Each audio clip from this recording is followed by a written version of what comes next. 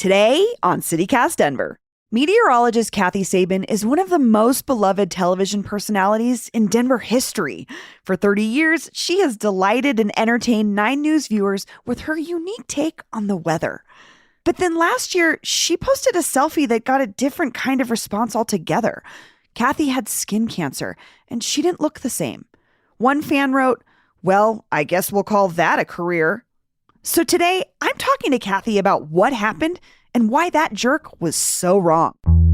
Today is Monday, March 13th. I'm Bree Davies, and here's what Denver's talking about.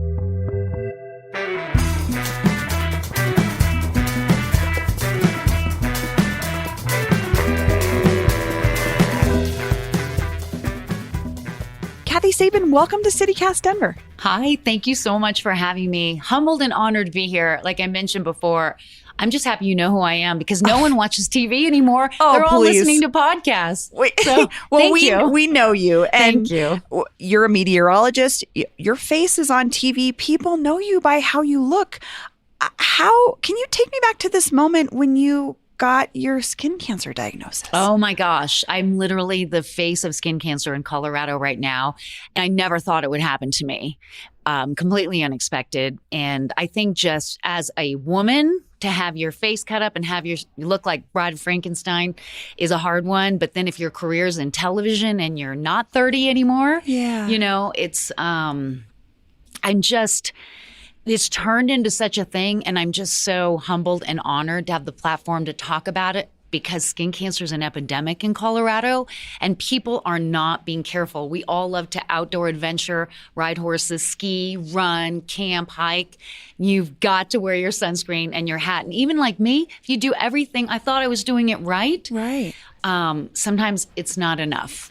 So how did that feel knowing I'm assuming you're at the doctor's office and you get this diagnosis? You're somebody who people know you by your face.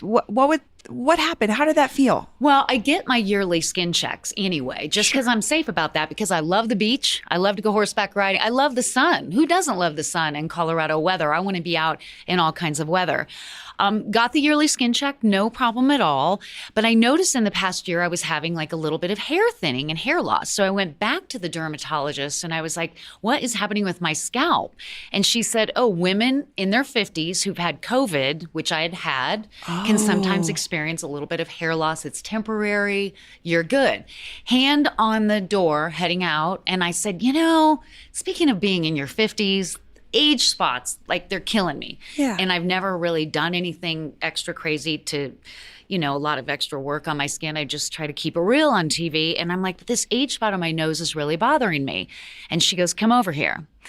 And she looked at it and she goes, it's not the age spot, it's what's on the rim of the age spot. I think you have a basal cell carcinoma. And I said, a who? Yeah. A what? And she said, I think you have a skin cancer there. And she goes, go get a punch biopsy and do it with a plastic surgeon because I'm not touching you. You're on TV. God bless you. Be Godspeed. careful. I'm not doing it. So I went and I squeezed it in between 8th grade graduation activities. The youngest of my 3 was graduating 8th grade. Took the kids to the thing, went and got the punch biopsy, got a couple stitches, whatever, went back. 5 days later, the doctor called and said, yes, you have skin cancer. And it will require not 1, but 2 surgeries. And one of those will be under anesthesia. And I just started crying. I'm like, what? And he goes, you don't have melanoma, which is great. Because if that is not diagnosed early, there's a 16 to 18% survival rate. Oh my gosh. Yes. That's really Bob Marley scary. died of melanoma. Oh, I didn't know that. There's a lot of people I'm finding out just in the local community who know people. Sure. I had a basal cell, so they said it's slow growing, it's not going to kill you, but we need to take care of it, and it's in a bad spot on the side of your nose. And I said, well, if it's slow growing and it's not going to kill me, why do you want to cut up my face? Like, hi, That's a big thing to ask of anybody, but especially someone like you who your face is on TV. Right. That's what I said. And he goes, if we don't take care of this, it will become something we can't repair and something that will alter your life and your career and eventually will kill you. And so that was something to wrap your head around. you know? Yeah. Did you take time to think? I mean, I assume it's like time is of the essence always with these kinds of things, but did you think about it for a while? How did you feel? Well, it's interesting because people have reached out and connected with me and shared their stories as well with me, which has just been like the most amazing. It makes me cry every day. Everywhere I go, somebody comes up to me and they know someone or they've had an experience with this. But people also say to me, "Oh, you're on TV. You probably didn't have to wait months like I did to get into the surgery." And I say, "You know what? I might be on TV, but I'm not special. I'm not any different than you or better than you. I was diagnosed in May and they wanted to take care of it right away. I didn't have my surgery until July 8th. Oh, wow. So I'm not special or different. I didn't get special privileges. I'm fortunate that we live in a day and an age where they can take care of things like this. And I had amazing doctors, an amazing dermatologist, an amazing plastic surgeon. But like everybody else, the playing field with skin cancer is pretty even. Yeah, sure. So you're going into surgery. What's going through your mind? They're going to do surgery on your face, Kathy. Well, ignorance is bliss, and I'm kind of a happy, positive person. And I always sort of feel like, I don't know, I try to do good things. I try to put good karma out there, always wishing and hoping and thinking that maybe that vibe or that karma will come back to me. And I believe in God, and I just kind of left it up to the universe. And I have been very resilient throughout my life. And I just thought, this is just one more thing that I need to handle, and I will, and I'll move on. Ignorance is bliss. I had no idea what I was in for. What happens when you have a skin cancer and it's on your face, they'll send you to a Mohs surgeon, M-O-H-S. They're specialized dermatologists that know how to do specific skin cancer surgeries on like your face and neck. They're amazing. I went to Dr. Sarah Bassick in Castle Rock.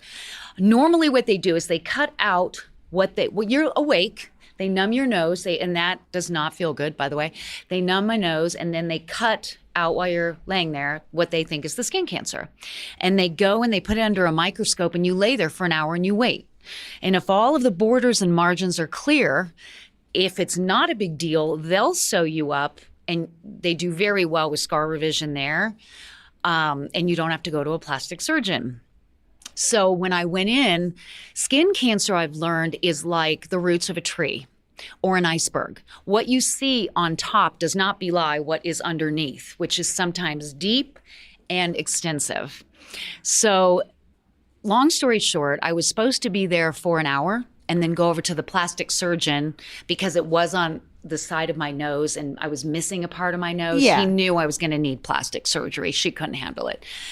I was at the Mohs surgeon for 4 hours. Oof. It took 2 or 3 cuts to get the nose. They thought there was a second one on the top of my nose, biopsy that, all clear. She found a second skin cancer, a squamous cell between my eyes. Wow. So I had a second Mohs surgery. So I got to my plastic surgeon's 4 hours late.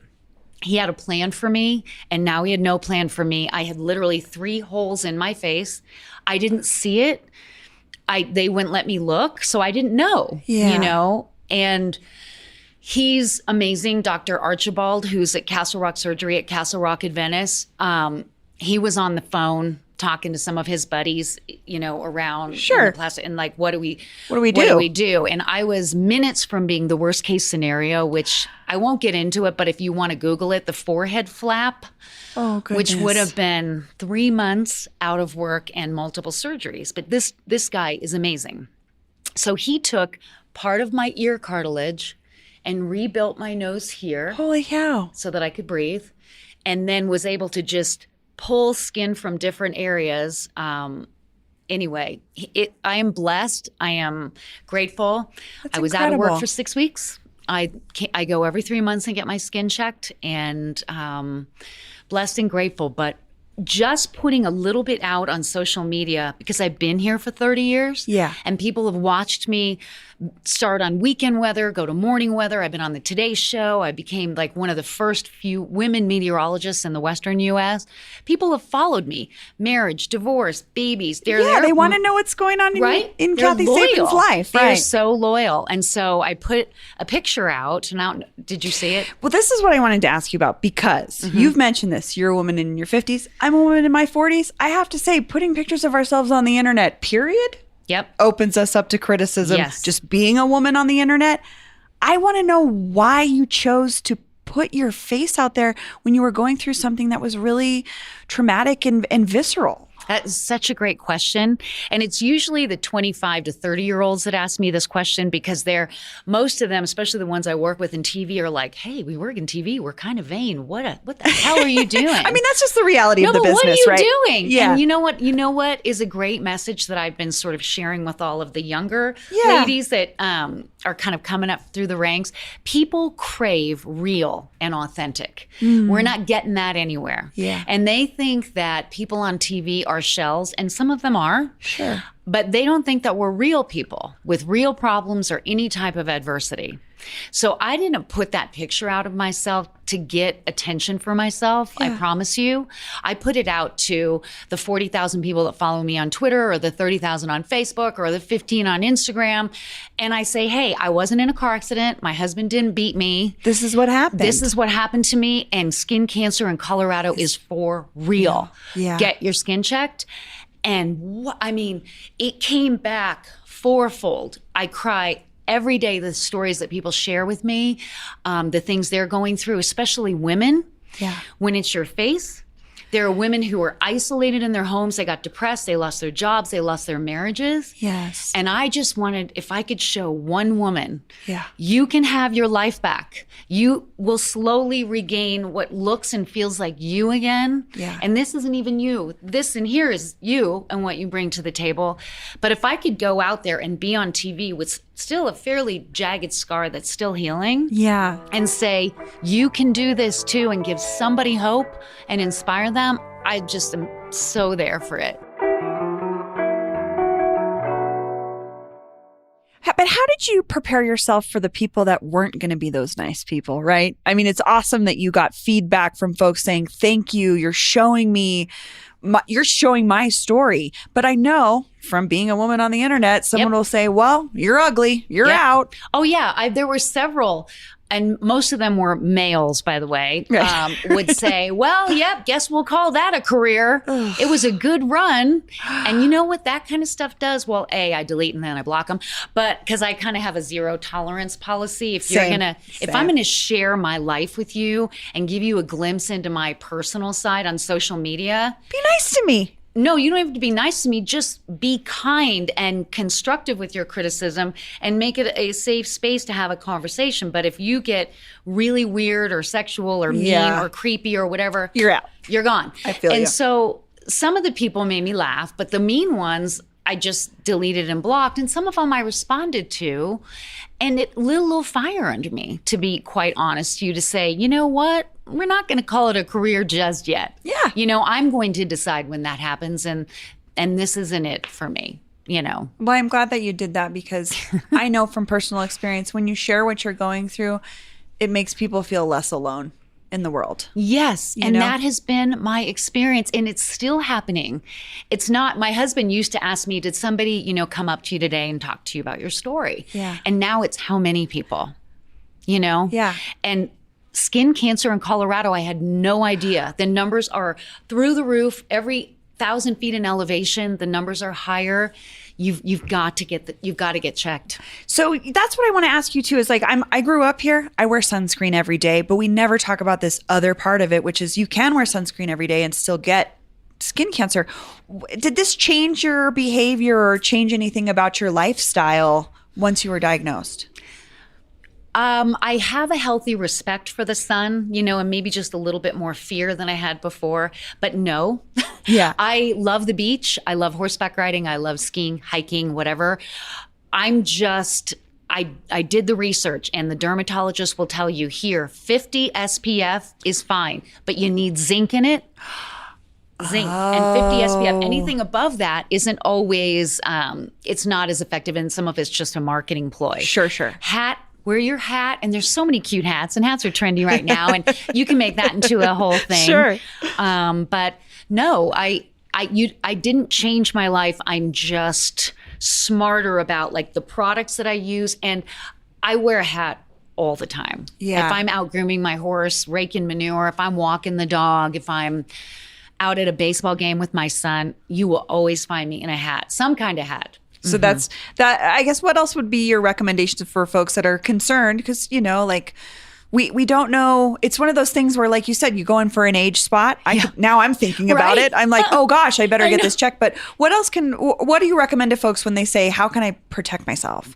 Again, Just the the hat? sunscreen, the hat, that's the most important thing. But I would make skin checks part of your yearly doctor routine. It's just preventative care like everything else that we do. And you can have your regular doctor look you over, but a dermatologist is going to see what you cannot see. They're amazing. They have special glasses and magnifiers and screens and things. And, people have also said to me, I can't afford it. Yeah. What do I do? I've talked to my dermatologists at Advanced Dermatology. They will work with you. They will come up with a program. They will come up with a plan. They want to see you, and they don't want you to get skin cancer. Kathy, before you go, I have to ask you a weather-related question because please you do. are an expert. Weather's something people love to talk about here in Colorado.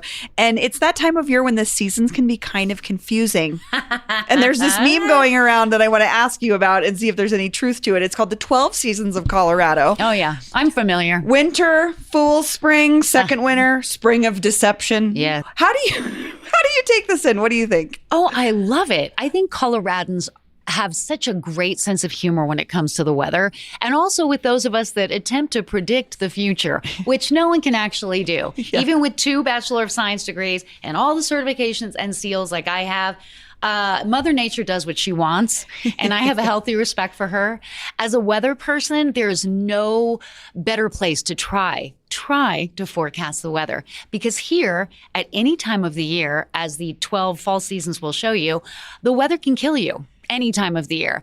And we call it forecasting fun when we're trying to kind of figure out which direction a storm is coming in and which part of our state it's going to impact. I get a kick out of just the different funny things that people say, because we're all frustrated. We're all coming out of the longest, coldest, darkest, gloomiest, snowiest, coldest winter, right, than any of us remember. And we're ready for some spring weather and some sunshine, and just some of the sarcastic comments and things that people share with me. I shoveled 6 inches of partly sunny out of my driveway today, or, the different things they say. They make me laugh because I understand their frustration.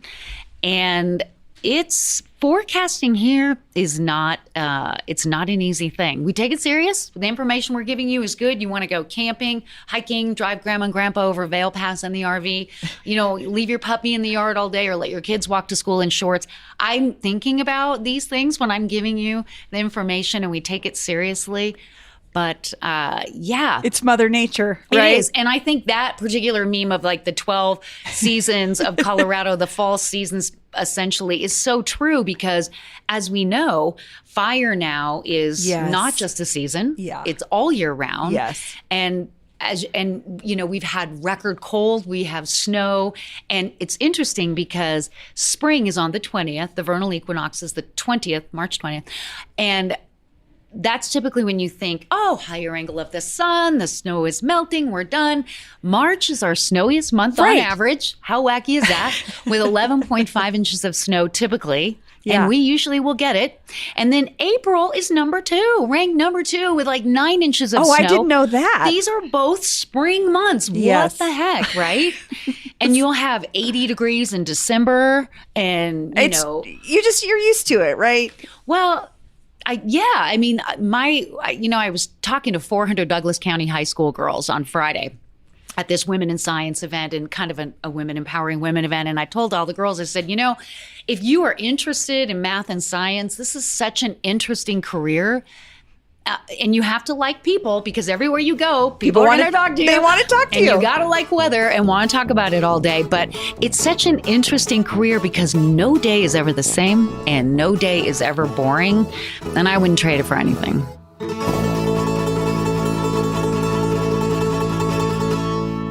Kathy Sabine, thank you so much for joining me. Thank you so much for having me. Can I come back? I feel like we have so much more to talk about.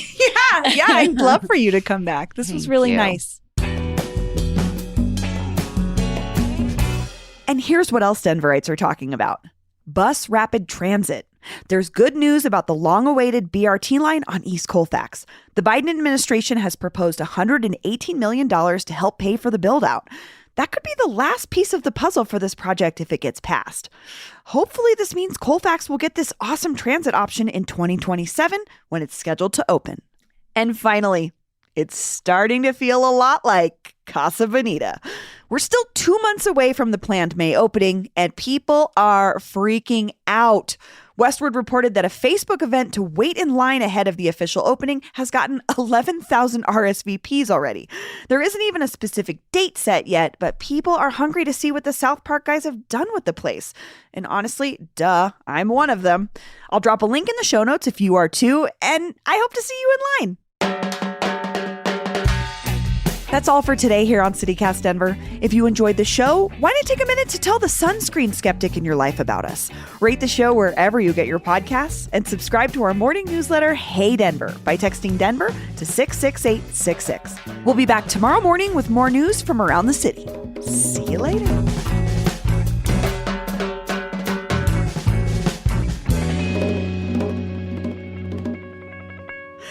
It's taking all I have to not tell my Casa Bonita surprise information. I can't believe I have to wait 4 days, but I know.